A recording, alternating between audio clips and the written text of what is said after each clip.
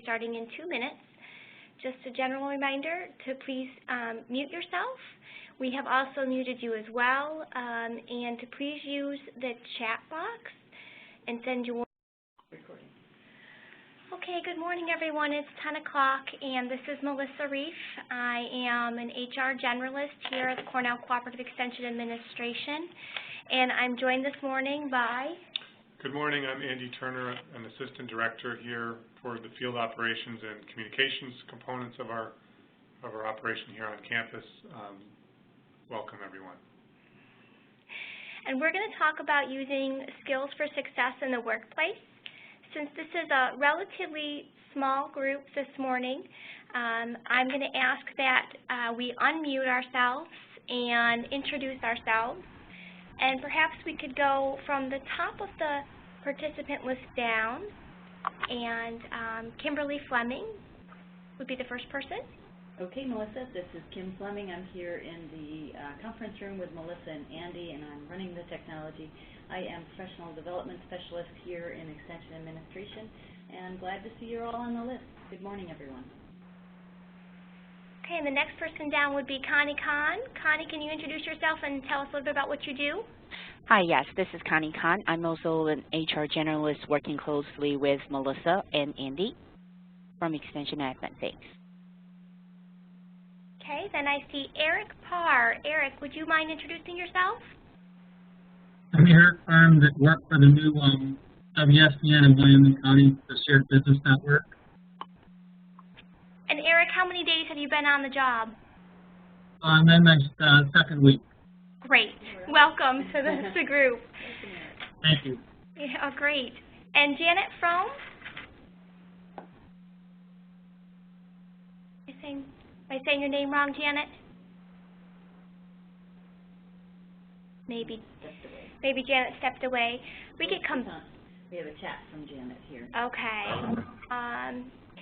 Okay, so apparently maybe Janet can't communicate with her voice today. That's fine. Hi, I'm Janet, and I am the 4-H educator in Shenango County, and I've been here nearly 8 years. Thank you for joining us, Janet. Kimberly Amy? Hi, I'm Kimberly. I am the Western Region HR Coordinator. Welcome, Kimberly. Thank you. Leah Cadwallader, would you mind? Hi, this is Leah, and I've been a Senior Administrator in Dutchess County for 10 years, and starting October 1st, I'll be the lead HR for the Hudson Valley SBN. Norma's got herself on mute, but Norma, we would appreciate it if you could introduce yourself. Let us know what you do in the system and how long you've been with us. And if you don't feel comfortable, you could put it in the chat box. Peggy Krall. Good morning, Peggy Krall, Senior Administrator in Orange County. Been here 5.5 years.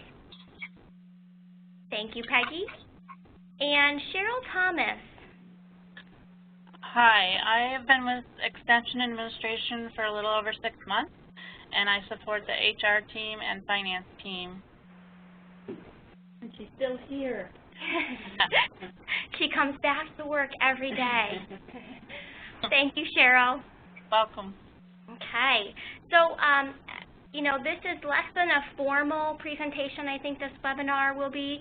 There's some slides I'd like to go through with you all, but we do have opportunity to go through some scenarios and talk about some questions that you have as well. I'm going to ask Kimberly to put you back on mute so that and I'm going to be quiet for a minute because she's got to unmute me, I think. Oh, right. Nope, I think you're good. Okay, great. So can everyone hear us? If you can't hear, put a chat in the box, I guess I would say. We're just going to make this informal conversation, even though we have some stuff to cover, and learn from each other in this process. And I do have, you know, Andy here to help. If he's got any questions or any examples, it would be great for him to share. And your questions and examples are wonderful as well. If you could please send your questions in the chat box as you think of them, even if you think we may cover it later, that's fine too, because we'd like to hear what your questions are regarding skills for success in the workplace. So with that, agenda might take us an hour and a half if there's a good, healthy discussion, a lot of questions, but we may get done in an hour. It all depends on how interested we are in the topic. But first we've done our introductions, but I'll introduce you to the concept of skills for success, and then we'll briefly go through the 8 skills. I know you got sent a handout yesterday or this morning, and the same material is covered there, so shouldn't be any news to you what those 8 skills are. And we'll talk about position descriptions and their role in skills for success, performance management and how performance management utilizes staff skills for success, and then scenarios. And these are 3 scenarios that we've used in the past. They may sound familiar, but really they are made-up scenarios. They are not anything to reflect any guilty party. That would be the other thing I'd like to say. If you have a scenario or a question yourself, if you could please generalize with it so that we can protect the innocence of the potentially guilty and not share too much detail here, because we do need to be confidential in those matters. And then we'll have a question and answer period if you have questions for us. So before I move ahead from this slide, I'd like to tell you what staff skills for success are. These are the soft skills. So there's typically hard skills or technical skills in the workplace. This would be your proficiency in, let's say, artwork, or your proficiency in educating in horticulture. That's a technical skill. The soft skills, which ironically are called soft skills, but they're very, very hard to be proficient at sometimes, and they're a little bit more difficult to teach. Those are really the organizational skills or the organizational culture. It drives at getting your staff members or your employees in your company to support the organizational culture, or to support an organizational culture change if you're coming up with new skills that you're looking for in your organization. So while they are called soft skills, I want to say again, they are very hard to be proficient at. Sometimes you could be proficient at them in some scenarios and then have challenges in other times, and hopefully you'll see that through some of the scenarios. So they are things that we all strive, or we should all be striving to exhibit proficiency in, but we may not always hit the mark with them. And technical skills are great to have, but as we know, you could have some really wonderful technical skills. You could be really proficient in, the 4-H youth development area, but if you're challenged with your interactions, your soft skill side of it, you may not be as successful in your position as you could be. Yeah, I would, Melissa, just quickly add that since we're research-based, in terms of our structure in this organization, I think that's very much a research-based position now in terms of some of the things that have been done in recent years. People have probably heard of some of the work on,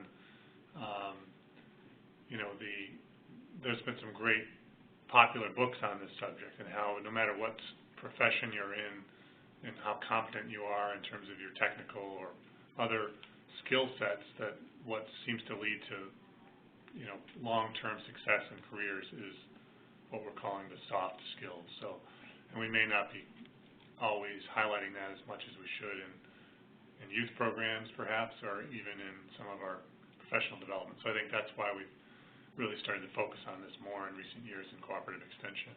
Right. Good. Thank you, Andy. Okay, so as I said earlier, and Andy just made clear, this soft skills really reflects the organizational culture. So those that are exhibiting these soft skills, or the soft skills that we are seeking to add to our organizational culture, are really driving the organization forward. And as we talk about some of the examples, that may become clearer to you. And I would like to remind you again, our examples are designed to protect the guilty, so if you think of anything as well, please be generic with your questions. So, moving forward. again, I'm not going to read through all of these because you were given a handout ahead of time, but inclusiveness, basically an inclusive workplace is really what cooperative extension is about. Inclusive programming, inclusive workplace, making sure that we represent the diverse populations, and that could be diversity in ethnicity, or that could be diversity in thought. So this really starts to get at, this concept starts to get at making sure we're respectful of different viewpoints, whether it be program participants, it be coworkers, or as a supervisor myself, sometimes I struggle to be respectful of those who report to me, their input as well. So it could be an employee being inclusive, it could be a supervisor being inclusive, or not there being inclusive, I guess, struggling with that concept. So respecting other differences is the whole point of inclusiveness. Adaptability. Again, this is being flexible, as it says here. Being nimble, I think, is the term that I've heard Helene use a couple times in presentations. Being, what it says, adaptable to the surroundings and what's going on. If you're used to doing it one way, thinking about how you could do it differently to address the situation. So you could be technically proficient, and this is a trap that a lot of technical proficient people fall into, I think. If you're technically proficient at doing it one way and you're used to that, can you see where there would be probably a, kind of a struggle to be adaptive to other ways?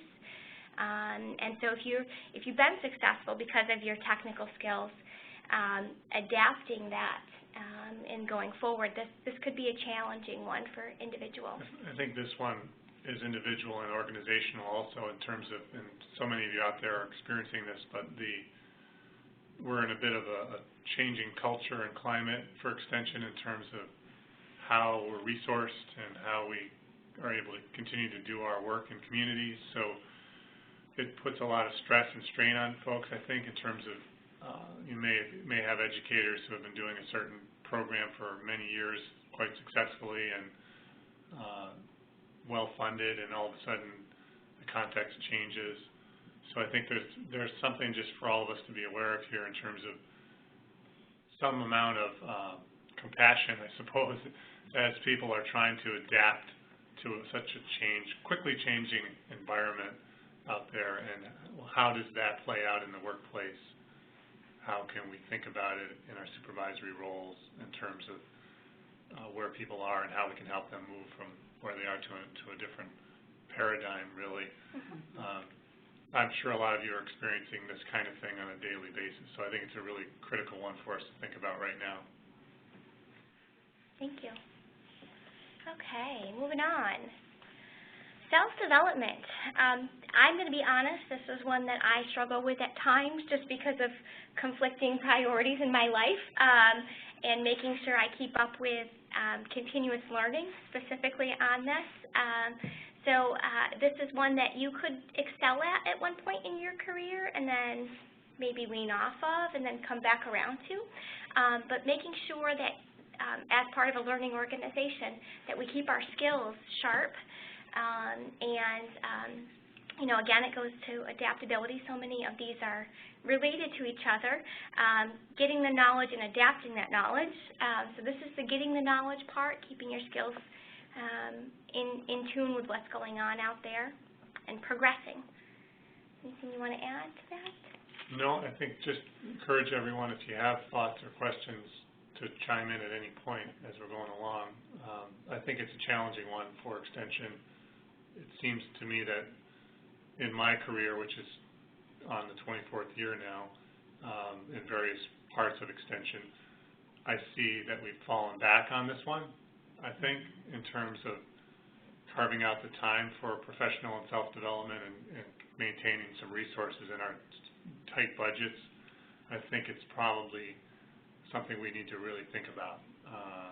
I know as an executive director, I often felt conflicted between whether we could maintain a staffing level and keep enough money coming in to maintain the staffing level that we were used to.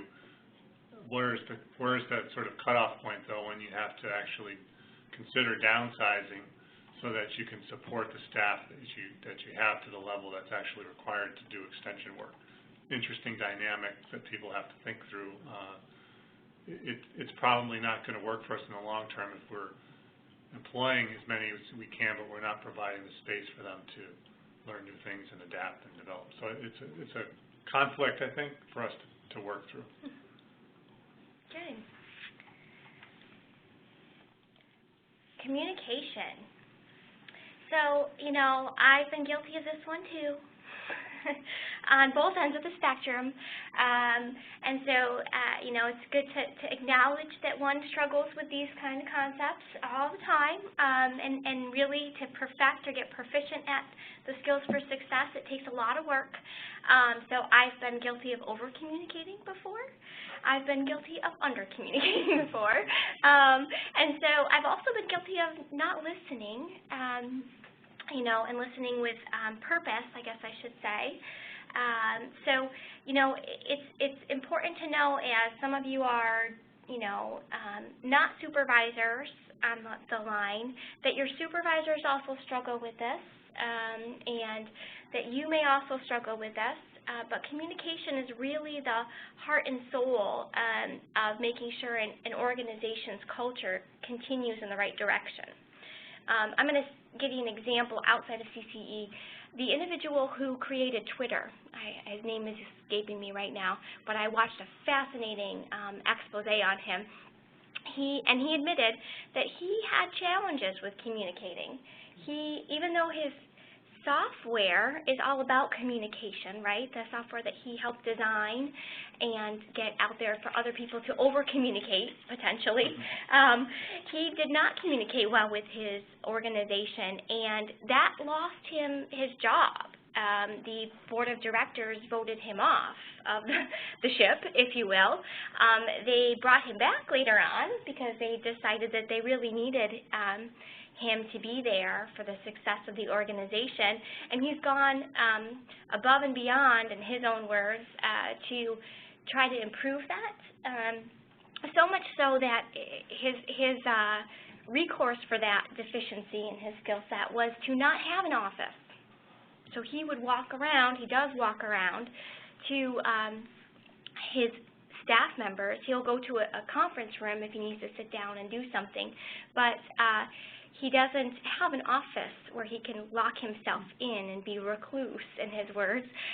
So I think that it's important to know that even people who are, you know, by nature support the whole concept of communication can struggle with it. A couple of thoughts, just a quick one on this one. And I'd be curious to hear what others think about this, but I think some of the areas here, extension overall does extremely well at this. Probably the first one, we've got all kinds of great communicators in terms of expressing thoughts and you know, teaching and communicating through the media, and we've got great, gifted, talented teachers out there. I think we're good at sharing information, we're good at asking questions. I think the area that I've noticed over the years, and maybe as a culture of extension we have to address more, is sort of the conflict communication component. I think sometimes we struggle to have the difficult conversations with one another, and in the long run that can lead to more problems. It's almost like a passive-aggressive culture of communication where sometimes folks go underground with things. I'm just being honest and sharing. I think it's something for us to look at and work on, and I'm wondering if that's the case out there. You know, if you're assessing your own culture of communication in your own locations, how are we doing overall on some of those more challenging kinds of discussions that maybe tend to be avoided sometimes? I think we could do more work there, personally. Just a thought. Good. So we're experiencing a little static on the line. That's what I'm hearing from Connie. So, or slight humming, so I apologize if the audio is coming through that way. We are recording, so hopefully the recording will be a little bit more clear. And if you missed something that we said, ask us to repeat if you need to. But I think Andy's question is a valid question, and I would be interested to know too, if the rest of the group feels how we do with, as an organization, with having those critical conversations. So if you get a moment in the chat box, if you'd like to say whether you agree with Andy's, interpretation or assessment of what's going on out there, or if you think it's better than that, or worse than that, we'd like to know that as well. So, all right, good. Teamwork. Well, we all do teamwork pretty well, so we don't need to worry about this one, right? I think this one also goes to Andy's last, comment is, we could, on the face, appear to have really good teamwork, but if we're not having those critical conversations, we're not really working the most effectively as a team because, those critical conversations are all about developing each other and moving the organization forward as a team. So if we are on the surface, making it appear like we work really well as a team and not having those critical conversations or moments where there's some sort of conflict, we may not be functioning very well as a team. And I think a lot of people, at least in other organizations I worked at, thought that conflict was something you really absolutely had to avoid at all costs, right? And that may not be the best thing for the organization. And there was a lot of stagnant periods for those companies. And I wonder if they had a little bit more of that, good conflict time, that they would have progressed further as an organization. The other piece here maybe is that we're creating new teams, and they're really important and will be critical to our success. And some of you are very much involved in that through the Shared Business Network process. So again, it's not as simple as this, but for many decades, to some extent, we've had a county-by-county culture, which makes a lot of sense. We have been structured that way. Sometimes the funding is perceived to flow that way. Clearly, things are changing very quickly, which some of you could speak to, I know. So we're under the gun to, I think, reimagine some of this and look at teamwork that is multi-county, regional, both programmatic and administrative. We've got to, thinking out of the box is not going to cut it. We've got to be where we can barely see the box. We're so far away. So I think it's going to create new types of teamwork, and it's going to be really important that we not just do the business, but also do the team-building business as we get these things going forward. I think that's my thought anyway on that. Janet. Yeah, I see Janet does agree that we tend to avoid uncomfortable conversations among staff. And I have to say, as a supervisor, if you're a supervisor on the line, it's really kind of your job to have those uncomfortable conversations sometimes. And it seems unfair, right? That as a supervisor you have to face that. If you want to know more about the aspects of being a supervisor and handling the staff skills for success or those uncomfortable conversations, there is a program that we offer up here. It's the Supervisor Development Certificate Program, and I train that as well as Sarah Dayton, and I think Kimberly Fleming is going to help out this next time as well when we offer it. It's coming up here in October. We do it once or twice a year, so if you're interested in that as a supervisor or soon-to-be supervisor and getting some skills, I'm just going to put a plug in for that program. It's a very nice program to help you as a supervisor. Okay. Service-minded. Now, this seems kind of obvious, right? We should all be service-minded. We should all be striving to provide the best service for our customers. And sometimes, we get caught in the I've done it this way for a while type of thing, or the customers change, or the needs of the customers change. And so it can be kind of difficult for certain, people, I'm pointing the finger at myself, to keep up with that sometimes. And the way we provide customer service one day could change drastically, and the way customer service or service-mindedness will exhibit itself down the road. So this is one of those things where there are some overarching principles that will help, and they're right here.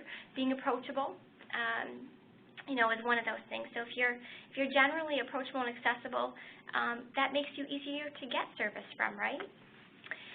So these are things that can help, will stay the same throughout that change process of change of your customers, change of the type of service that they're looking for, that could help someone excel in their service mindedness, I guess I should say. A thought maybe here is, and again, I'm using some kind of extreme examples.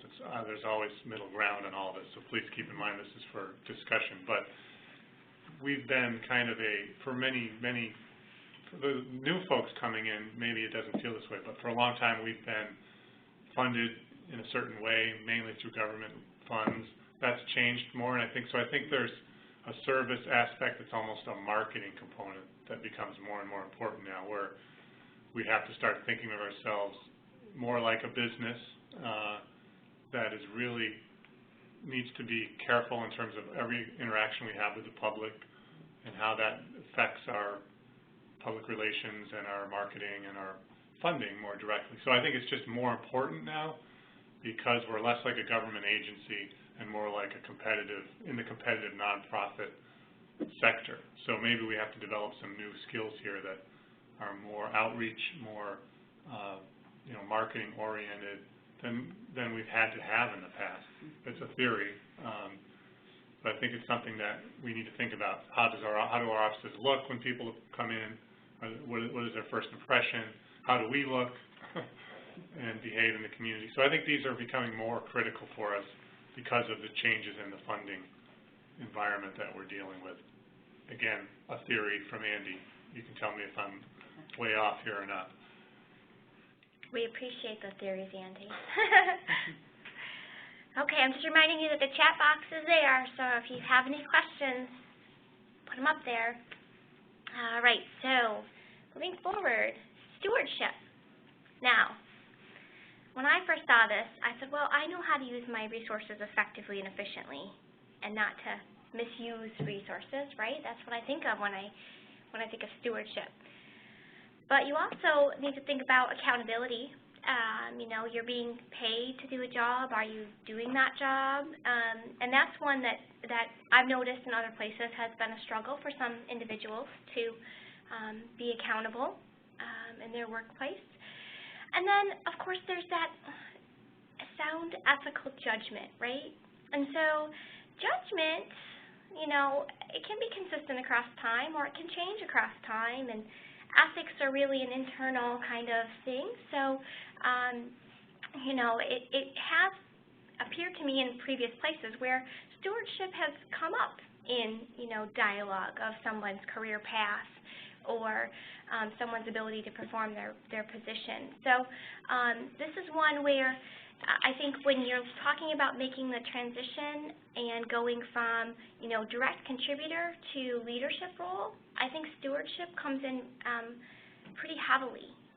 What you do with what you have been given, how you make that, you utilize it to the best capacity, and you utilize it in an ethical manner, does come up in, at least in the for-profit world that I used to come from, on a regular basis. That would be one of the considerations for promotion that we would talk about. So all of these skills are very valuable, and many managers or upper manager level will look at you. They may not articulate these skills, right? It may not be that they say, oh, that person's really not service-minded, but they will run through that process either in their head or with their group they're talking to about the promotability or advancement of this individual in front of them. So I think if you're looking for, as a direct contributor, a way to exhibit your ability to be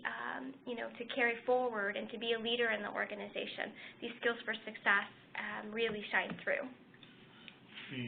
We've had a group of executive directors working on a project we're calling Building Leadership Capacity that's coming up on 2 years now, a smaller group of the total, so about 15 of them.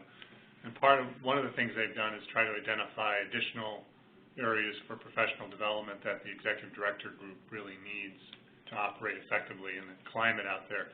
And interestingly, one of the things that's risen to the top of that analysis that they've done is ethics.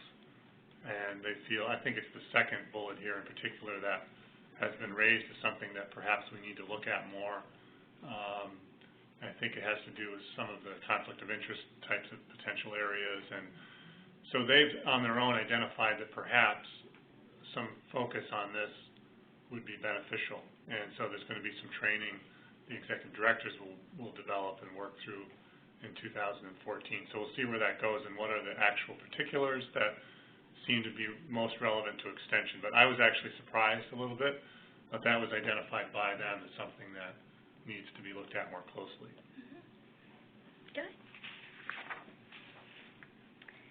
Okay, you guys still alive out there? Somebody chat so that we know you're still awake. Moving forward.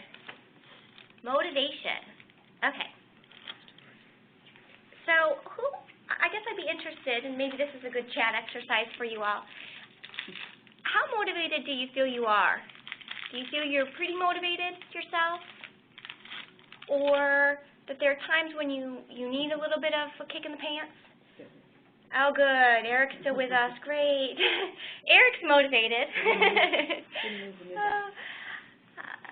And this is, maybe if you don't feel comfortable sharing with the group about yourself, do you know someone who could use a little motivation? Now, I'm going to say that, outside of the workplace, people look at me as a highly motivated person. But compared to my husband, I'm not all that motivated. So, it's all relevant to who you're being compared to, one, a motivation, but also what motivates you? What motivates an individual to do what they need to do or they want to do? Oh, Kimberly's pretty motivated. The other part of this one is thinking about the role of the supervisor. What really is achievable in terms of motivation? Is it intrinsic self-motivation, or do you have a really important role as a supervisor? Is it a combination? Lots of studies on this one, and some of it's surprising, the results. So, for example, in the nonprofit sector, the biggest motivating factor that's been discovered for employees is that they can see that their work is leading to the kinds of outcomes in the community that they're striving for. So it's that. It's not, financial, for example, compensation is on the list, but it's pretty far down on the list. It only tends to become a demotivator if the individual feels like they're underpaid within their sector or something like that. So it's an interesting one to think about in terms of how much of it is internal from the person, how much of it is impacted by the environment you're working in, and what role does a leader, supervisor play in creating that environment that makes it easier for people to get motivated. Okay, good. We got some good chat going on. This is great. So, can certainly see, okay, so I'm going to go up a little bit because I missed a couple here. Kimberly's feeling pretty motivated. Great. Someone is asking, how do you quantify motivation? Right. It's all relevant to, the person looking at the motivation, I think. And then you yourself might feel that you're not all that motivated, although other people could feel that you're motivated. So how do you quantify that? That's great. Let's see, we certainly have people that could use motivation. Sometimes they lose their motivation when they aren't feeling the values and seeing the value of what they're doing. That's great. That's exactly what Andy was talking about there. Pretty motivated. This is from Janet. Whole programs tend to take a lot and feel burned out. Yeah. So, that's another thing. When there's a difference between being motivated and overworked. Everybody understand that? You could feel like you're motivated because you don't want to lose your job, right? And you're working really, really hard, and then you're burned out, right? There's the exact opposite of it. Leah, yes, Andy, great. Mary Beth's motivating varies on person to person, but a supervisor should always try to promote a motivational environment. I like that. I'm going to say that, Mary Beth, I completely agree with that. I think what motivates one person is different than what motivates another person. And when you think about how many people you have in a workplace that you're trying to motivate and have different motivation, intrinsic motivation, I think the supervisor's job is to promote a motivational environment, but I'm going to say not motivational environment, but a non-demotivating environment. So being cognizant of what demotivates someone and understanding that if you take away this person's pay, it's going to demotivate them. You may have to still take away their pay, but the demotivation is going to be there. Or if you don't let Susie take on this project and you give it to Ann, that Susie is going to be feeling demotivated. Or if you make Ann get up in front of a group of people and talk, and she's really scared, it may not be motivating to her. It may be demotivating. Well, one of the burnout issue, to me, kind of connects to the idea that it's almost like a fear motivation.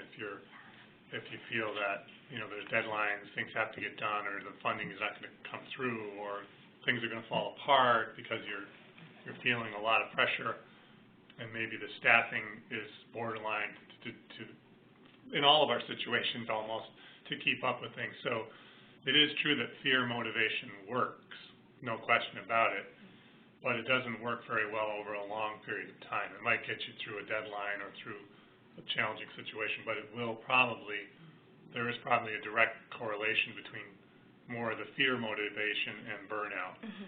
So now the two people that mentioned burnout in the chat, it's probably something we should be looking at and thinking about as an organization that is under a lot of stress. I think we can say that with a lot of clarity. How long can people do that, and what systems are we developing and training and support that don't leave people in that situation too long? That's probably an organizational issue for us to put relatively high on our list. Yeah, good. Good, so that was a great conversation about motivation. We all get that concept, right? All right, so now we're through the 8 skills. So how do these 8 skills actually manifest themselves in our day-to-day?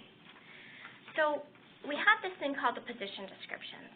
And in 2004, the position description for the Skills for Success, it was adopted and it was put in the recommended form for Skills for Success. That recommended form is on the website, and I can show you there in a minute where it is. But those Skills for Success are included in the position description. And so not only, I should say, no longer is it acceptable to just have technical skills. As an organization, we're putting it in the position description to have these soft skills, which are quite often very hard. Now, we do know that those position descriptions are used for all sorts of other things, but at the very least, they are reviewed, the position description and the staff skills for success should be reviewed upon hire. And that is a very important concept that if you go to Supervisory Development Certificate Program, we'll harp on quite a bit about the importance of a position description to a supervisor, and it's also important to an employee to make sure you understand what your job is and what's required of you. So if we didn't have these position descriptions and go over them upon hire and highlight that the skills for success are important, it may be that eventually there could be a conversation about not meeting one of the skills for success with that new hire, and it may come out, well, I didn't know, right? So we put it in the position description and we ask that you review it upon hire. Performance management. So this is a concept that, again, we'll harp on Supervisory Development Certificate, but for those of you who are direct contributors on the call, meaning you're not supervising anyone necessarily or even influencing anyone necessarily, or you're doing your job, those are really, the position description and the performance management process is really to your advantage. I can't tell you how many people have said to me, oh, I don't like performance reviews, right? I love performance reviews. Maybe I'm a crazy person, but I think performance reviews are a great time for me to go, okay, you know, this is what I'm doing. I'm technically proficient at this maybe, or I need some help with that. But look at these other things I've got over here, these skills for success, and where am I falling short on these? I want to progress, or I'd like to have that person's job. How do I get there? So the performance management process and utilizing these skills for success are really critical to an employee's professional development. And so understanding what the organization wants for organizational culture, which is in the skills for success, what's important and valuable, being proactive as an employee or as their supervisor in enabling yourself or those who report to you to utilize those skills for success for advancement, or you know, it doesn't have to be advancement up the ladder. It could be depth in your job. You know, I want to take on more things, or I want to stretch opportunity. Those kind of things. The skills for success will help a supervisor and an employee articulate why that employee feels like they should be given that opportunity, or why that employee should not be given that opportunity from the other side as well, and what they can do to be successful and maybe in the future be afforded an opportunity like that. So I think that keeping these skills for success in, you know, in the forefront in every conversation where you talk about someone's professional status or path in the organization is really important. Do you want to add anything, Andy?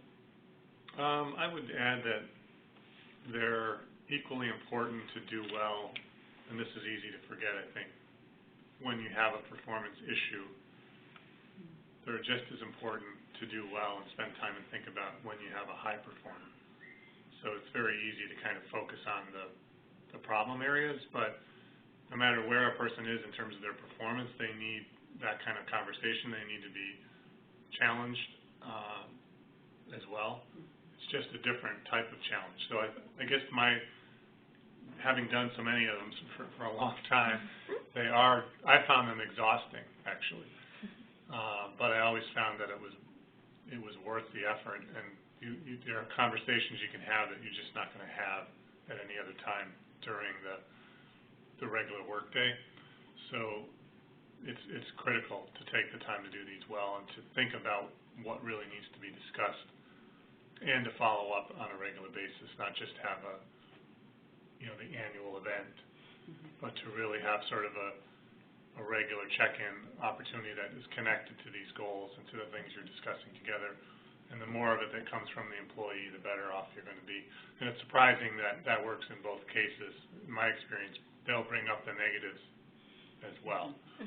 So you don't have to generate all this. You just have to create the opportunity for it. Okay. More on performance management if you attend Supervisory Development Certificate Program training. I'm not mentioning that at all. Okay. So I said I was going to show you where this is located. It's under staffing. So not only is the position description form under staffing on the staff site, but also the performance review form is there as well.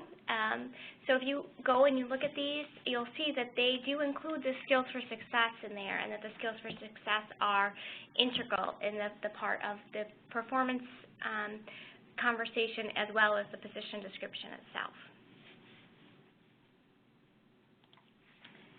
Okay. All right, we're going to get into the scenarios now. Before I get into the scenarios, any questions? No? Okay. So I'm going to give you a moment to read over scenario 1, and then I'd like you to answer who's facing what challenge with what skill for success in the chat box.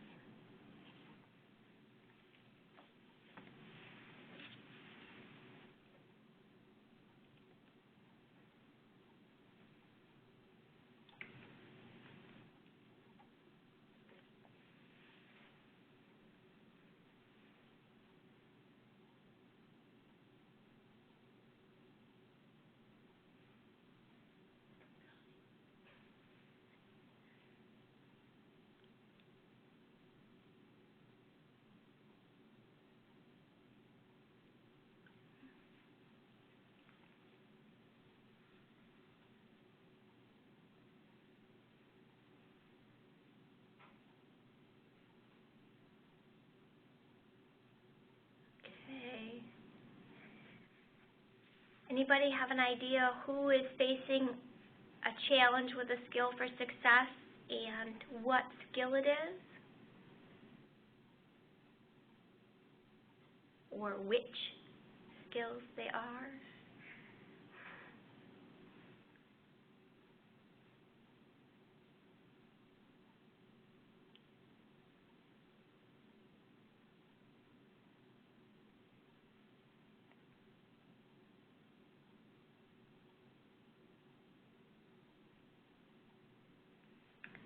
Okay. So Connie sent something in, although Kimberly's trying to protect her anonymity. I'm not. Private message. Oh. So Connie sent in, it's important to understand that the skills for success elements are not one measurement for all, that it's important to set measurable goals. Right. So, you know, we're all at different levels in those skills, and we all have different challenges. And we may have different challenges at different times in our career, and sometimes we may slip it one day and be okay the next day. So setting goals for the person. Okay, so let's see here. Leah, Stella is lacking service-mindedness, okay. Peggy, communication and teamwork is missing, okay. Anyone else have any others? Peggy, I'm assuming you're mean Stella, but if you mean to say John, I'd like to know that too.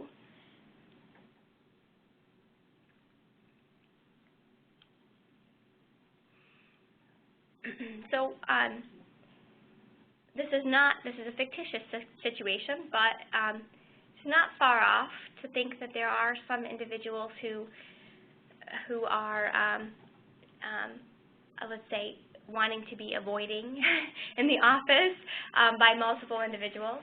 Stella seems to have, this is from Kimberly, seems to have some communication issues. She's not being service-minded, approachable, great.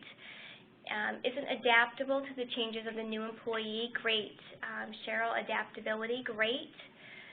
So Stella's having a little bit of challenge here. Anybody think that John's the culprit in this situation?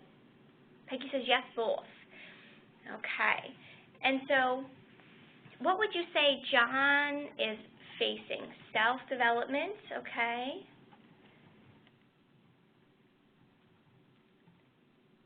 Is John, you know, is he maybe jumping to conclusions? Check his work before he sends it out, great. Stella does have communication issues, but John is as well. He needs to communicate more effectively with Stella. Okay, so does anybody think that maybe John and Stella are different generations? Did that cross anybody's mind? Do they seem like they're both, you know, just out of college? Or is John just out of college and Stella's been in the workplace for a while? Right? Right. Yes. So how many generations, does anybody know in the chat box, how many different generations we have in the workplace right now in the U.S.? 4, yes. There are 4 different generations in the workplace right now. And they all act the same, right? They all work the same, they all work together, they all love each other. Everything's happy-go-lucky, right? So, you know, sometimes that the generational differences show through, and I think it's important to note that they do show through in the skills for success, the soft area, more than the technical area. And the soft area is a challenge for every generation. There's a different challenge for those generations in the workplace. So, you know, John, you know, he might get to a point, let's say John is the current upcoming generation, the millennials coming in. He might not feel like he really wants to talk to Stella, and I could just see this snowballing into John just emailing Stella everything and not going to talk with her. And avoiding that conversation, because the new generation coming in, I'm stereotyping a little bit here, you know, they're more criticism is given of that generation on the fact that they lack the personal face-to-face interaction capabilities. It's not true of everyone in that generation, but you know, maybe John would revert to that type of behavior if this was going to continue further. Or maybe John would leave, right? Because he's thinking about he's not a fit, right? And maybe John is that wonderful resource educator in, let's pick a hard one to get, ag and economic development or something that you have struggled to recruit for months on end. It may feel like Stella is single-handedly bringing down that ship, right? So as a supervisor, you know, your responsibility is to talk with Stella about, you know, what's going on, and to talk with John about what's going on. It seems like I didn't write this, but that last sentence, the last paragraph, I believe is somewhat common type of scenario in extension. And it goes back to that difficult conversation piece.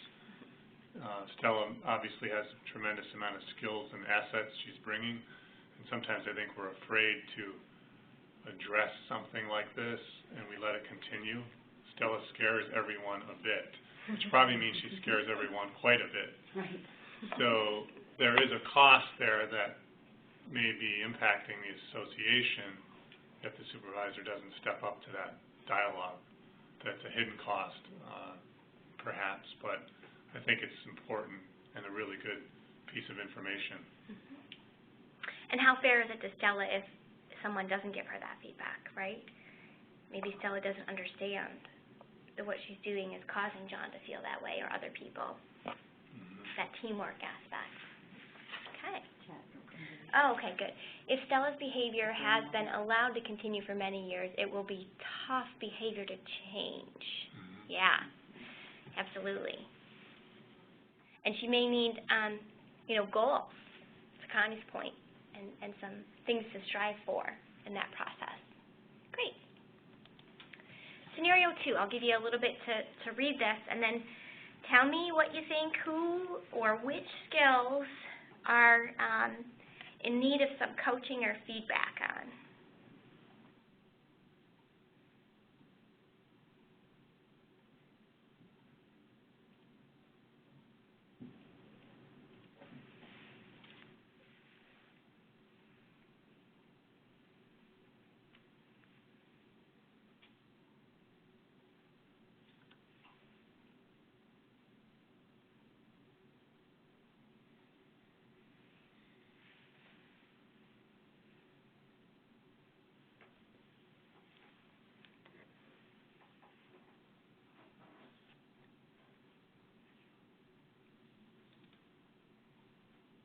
Adaptability, okay. Thanks, Janet.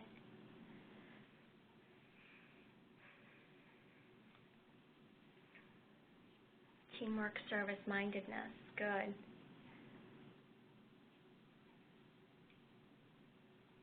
Self-development, good. Motivation, good. So you can see, I hope you're getting the sense of this, that, you know, not only are there sometimes just one glaring skills for success that may be trumping them all, right? But there are a ton of other skills for success that are related. You know, maybe all 7 there could be said in some fashion, but they're not necessarily the one that is, you know, the most impactful in the situation. Good. So, you know, as a supervisor, this one's a little bit more clear, unlike the last one. This one's a little bit more clear that there's a direct impact on the business here, right? You know, things aren't getting done. It's hard for, Eric's saying, it is hard for the experienced leaders to embrace new technology sometimes, right? I can tell you that I taught my father how to turn on and off a computer. He's not that much older than me.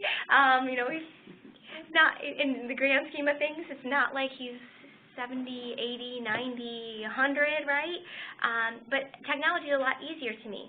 Now, I look at myself in comparison to my niece, who's going to be 21, and she outshines me. I can't even keep up with her, right? And so it's scary to think that, or good to think, I guess I should say, that these other individuals now coming into the workplace are going to have all these technical capabilities, more than the generations prior to them in the workplace. And so perhaps this issue leader is feeling the inadequacy and avoiding it, right? And perhaps that, these educators, that report to her, maybe they didn't share that information with her, right? They went to you as a supervisor, as her supervisor. That's what I'm reading in this. You may be, if you're an executive director in this situation, you may be in kind of one of those awkward spots, right? And so I could see where this, especially if these two educators are relatively younger than her, and you're younger than her, maybe, as her supervisor, where that generational thing would play in. I think there are I look at this one, there's some pretty baseline things going on that almost are even below not even up to they're just basics, like, later missing from meetings, refusing to let IT update the computer, things like that are just not okay. And it's even at a level below the staff skills for success. This is just basic kind of following some of the rules that would need to be addressed, I think, pretty directly, just as you can't do that. Yeah. That's good. It's all good. And so if the roles were switched, let's say that this person was not, was a relatively new hire, wasn't the issue leader that had been there 7 years, but a relatively new hire, and was keeping up with things, but missing those meetings, right? Not communicating to her team. We'd have a different situation here. So it can work both ways. Okay. All right. Moving forward. Last scenario that we have put together anyway. I'll let you read it, and then, again, let me know which critical skill for success is hindered, and I would say which one do you think is the most important one?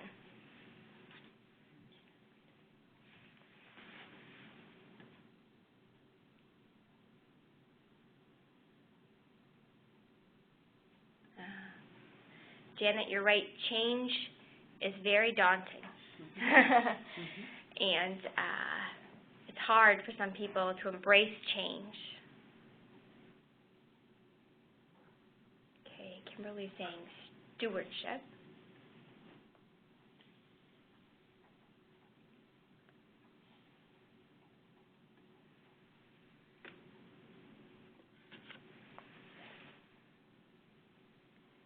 Communication with the team. Teamwork would be important. Yeah, good.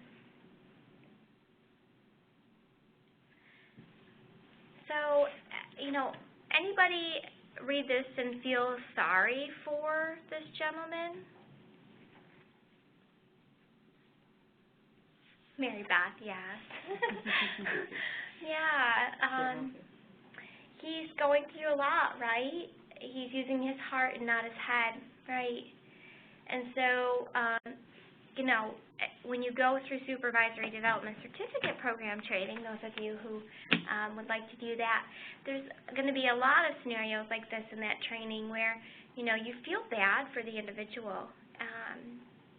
And so, as much as possible, you want to be helpful as a supervisor and supportive of that, but you also have a job to do, right? And so it is kind of hard. A sandwich of personal life and work life can be difficult, yeah, especially since we just said there's 4 generations in the workplace, right? And those of us who are, I'm going to call this sandwich generation right now, if your parents aren't working and your children are young, you're taking care of both ends of the spectrum right now, and those individuals have challenges, and I don't think that it's not within the supervisor to have a good critical conversation with this individual, that they should be really talking about that, seeing what can be supported and what can't be supported by the organization.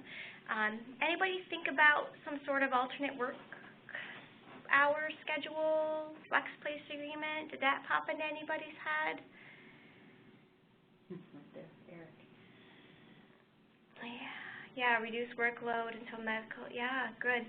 Good. So there are ways to help this situation. EAP, thank you, Kimberly, especially if he's facing a lot of things. So, you know, it's not always, I hope I got this across, it's not always one skill for success.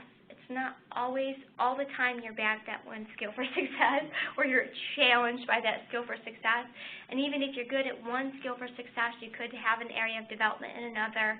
And not everybody is always straight on with their skills for success. Even supervisors, as we saw in the last example, can have challenges with that. So these are good starting points of conversation to, you know, make sure that the employee and the supervisor / organization are getting what we need in the daily basis. So anything you want to add, Andy?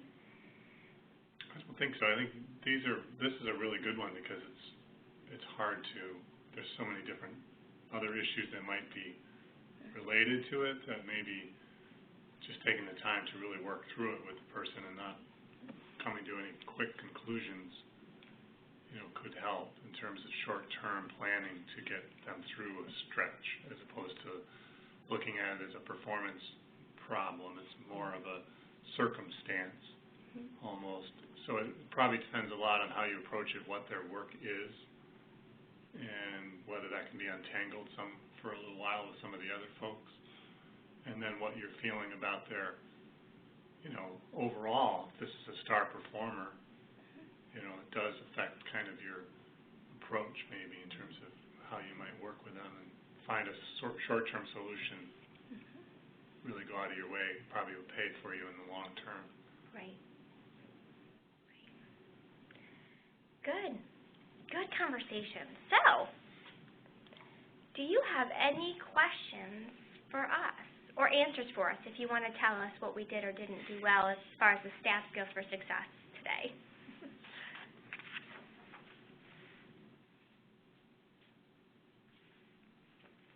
Go ahead and put them in the chat box.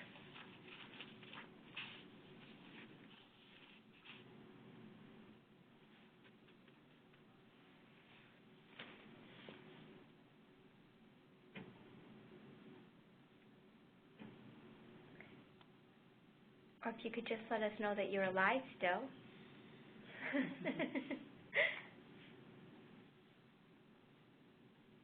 Okay, good. Right. Highlights how important it is to include the skills and position descriptions. Absolutely, Mary Beth. And I think that it becomes critical to making sure your organization culture is maintained or improved upon, however you want to look at it. If they're not in the position descriptions, you know, it makes a challenge. Maybe not the right place. So like speak more with me. Okay, yeah, we can unmute you. Yeah, absolutely. So Leah wants to have a conversation about self-development for a little bit. Maybe this is getting off the skills for success topic, but what Andy was saying about how we seem to be falling back on self-development, and I know we're having conversations here, it would also impact stewardship and accountability when we have position descriptions that are written with 5 or 10% with EEO and professional development, other duties as assigned, but the person is 100% grant funded. Well, does the grant really only pay 90 or 95%? I mean, I can understand when you're having self-development that it directly impacts that performance on a grant-funded position. That's great, but a lot of associations need to have somebody also participate in the annual meeting committee or in the open house committee or participate in other different kind of committees to help the association actually run. So I don't know if this is the right venue to have this discussion, but I know that's a concern where we're trying to figure out how do we charge a grant or whatever funding source when it's not 100%. We're all shaking our heads in here going, yeah, that's a great question. It's a big topic, so, okay, sorry. Yeah, no, it's a challenge, I think. You know, I don't know if we got the answer to that. Well, no, there's no, I think and it's dangerous to almost, I'm trying to tell myself maybe not to say anything, but I've been reading some things lately that influence my thinking, so they may or may not be helpful, but I think part of it is, are we really stepping back and looking, and it's hard for you all to do, believe me, I understand, in terms of just trying to survive from day to day, week to week, year to year out there. We are very aware of the challenges and want to make sure you understand that we're aware of them. But at the same time, we've got to find a way to step back and really look at what's happening objectively and think about whether we need to create some more opportunities for larger types of changes in the way we're structured and the way we do things, so that we can really compete in the, there's certain external things that we don't have control over that are changing the nature of how extension works. We could talk about that for a long time, what those are, but my concern is that maybe we're pushing forward with the same old to some extent, trying to make it work, when perhaps there's more fundamental sort of what people are calling disruptive innovations that we should be thinking about that could get at some of these things like what you're referring to, Leah, in terms of how do we work, do we have so many layers of functioning that come with each association that we're all trying to struggle to keep up with that aren't realistic anymore, and maybe that means different types of structures, larger scale employment structures that create some more freedom. That's my first thought, is that we may not be looking at the fundamental shifts in how funding flows. It's pretty clear to us here that it's probably not going to go back to the days when we were funded 70, 80% by what we would call appropriations from either local, state, or federal government. It's clear that that's not the case. So are we making enough shifts in how we structure and operate to deal with that appropriately? That's my big picture response. That doesn't get to the specifics of one person without professional development, but there has to be a way to address that if we think maybe more fundamentally about how we're set up right now. Thank you. So I don't know if it will help, but from other companies I've worked at, we had similar soft skills communicated to the organization. And those soft skills, while our job responsibilities were, mostly technical, the soft skills weren't highlighted under the duties and responsibilities section, if you will. They were just expected of us. So it wasn't like we had to set aside 10% of our job to get professional development opportunities or to work with teams. We were expected to do that all the time.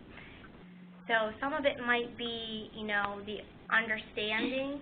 I'm not saying that those organizations did it the right way. I don't think that I'm touting that method, but that's how they did it. And there's advantages and disadvantages to doing that, to having it separated out and being just an expectation and not a job responsibility. There are clearly from an organizational standpoint, it sends a stronger message that you're committed to that if you do include it as a responsibility in the position and you afford time and opportunity to do so. It shows the organization's commitment behind that. So there's different ways of doing it. But this is Connie. Melissa, I think you brought up a good point, the organizational culture and the readiness, because I do see some of the skill for success. It sort of pushes individual to get out of your comfort zone. And to do that, do you think, and I don't know if this is a question for Andy or for you, Melissa, is that do you think as an organization, CC, are we ready to support employee and individual, for example, taking risk? That means that that's going to be an environment where we will allow mistakes to happen and to be able to encourage people to be innovative. I mean, things like this will push individuals to be outside of your comfort zone, to do something different. Well, this would be an opinion, Connie, only one person's opinion, but my answer would be that we're not where we need to be right now culturally overall to really support innovation at the level that it's required by the situation we're in. I would say, one of the books I really liked, I think it's, the author is Michael Collins, Good to Great, which a lot of folks I know read. I go back to that one sometimes, and he says you have to first confront the brutal reality before you can move ahead, and I think we need to accept that maybe not as much in New York State as some cooperative extension programs, but we are somewhat risk-averse overall and somewhat, tried and true, this is the way we've done things. And I think we're seeing innovation happen. I do, and I applaud all of you out there trying to do it. I think we have to do more, and we have to be willing to make some big mistakes and learn from it and change the culture and to support that much more than we currently are if we want to. We're not Kodak, but sometimes we are.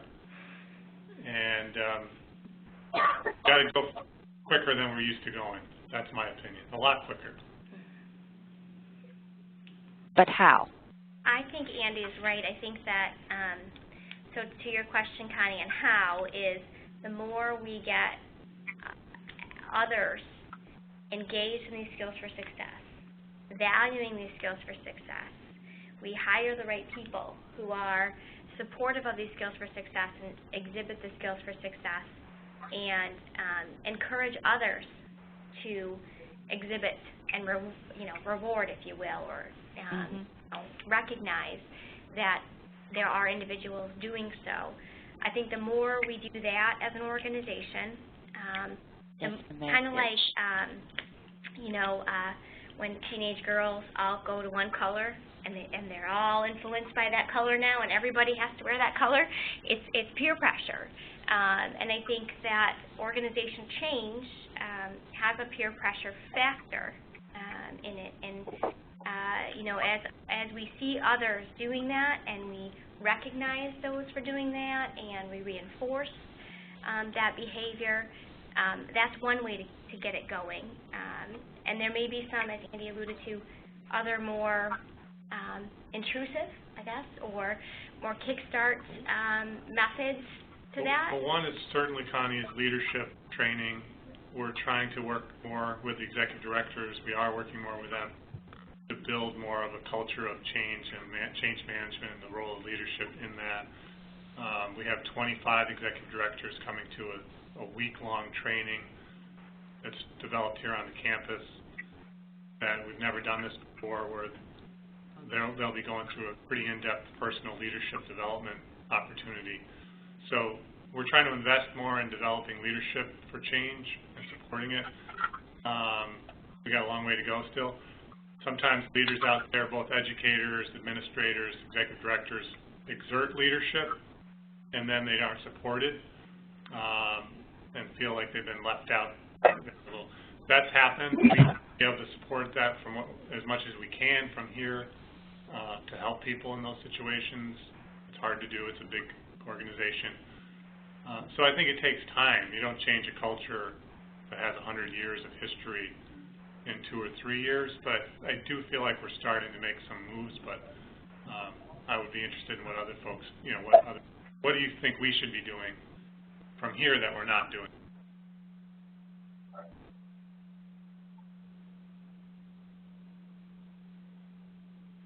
Okay. I think the SBN process is another example. It's early on, but we're creating a new type of communication and leadership roles there. So we're trying to invest heavily in that to get it going and established.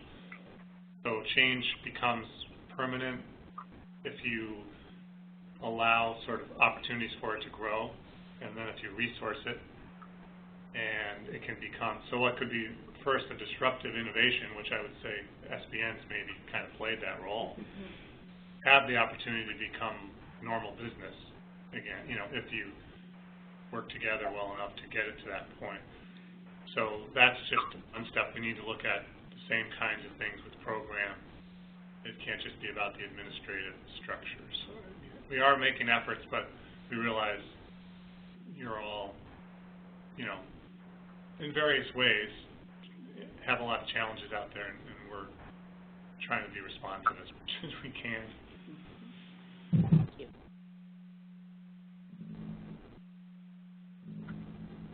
Any other questions?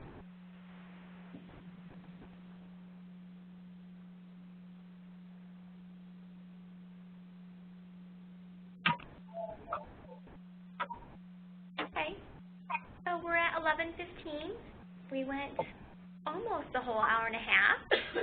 This has been great conversation with you all, and I hope you've enjoyed the presentation webinar conversation today. I do believe we are trying to record it, so we'll review the recording and see if it is audible and post it out there. The slides that we went through will be sent to you as well, so that you can have those to refer to. And if you have any questions about the staff skills for success, you can contact your supervisor, your local HR person, your SVN HR lead, or obviously come up here to campus and contact one of us. So, thank you very much for participating. Have a great day. Thank you.